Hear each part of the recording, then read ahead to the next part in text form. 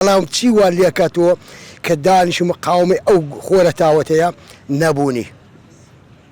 نەبوونی ئێستا من هەست بە خۆمەکە مادوومە مێشکە مادووە ئاوەکەم دێ ئاو گەرماتە؟ وەڵڵی وەختە بستێم ئەو ساڵ لە هەست دەکەی لە چاو چەند ساڵە گەرمایەکەی زیاترە کەمترە؟ خۆی ئەزای چۆنە مەسەلەی هاوین هەموو ساڵەکە گەرم بووە هەر گەرمیشە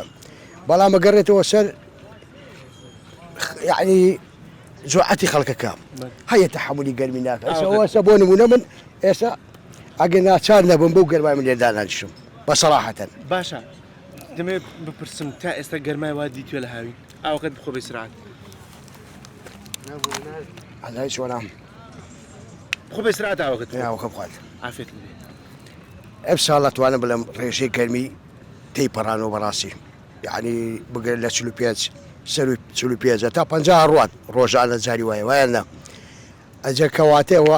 ئەگە بێت و ئێستا من بۆ نمونە وەزعم باش بێ ئومورم باش بێ وەڵڵەهی بۆ گەرمای دانانیشم قەستم بەخوا ئەگەر هەم بێ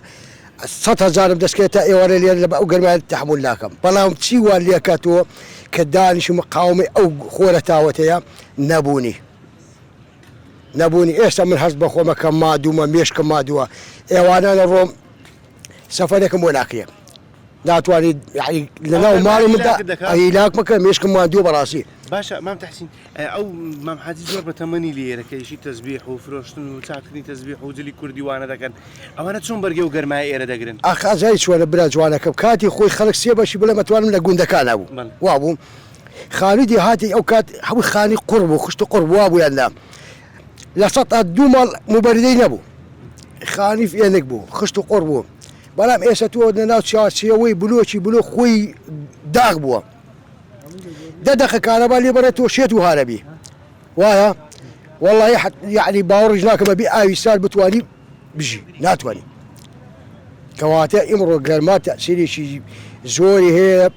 بەڵام وا لێ دەکا ئەم زروف ناچارت دەکاتەوە دەبێ گوێی پێ نەدەیت و بیتە دەرەوە بۆ کار و کاسبی بۆ بژی ماڵم داڵت هەوڵ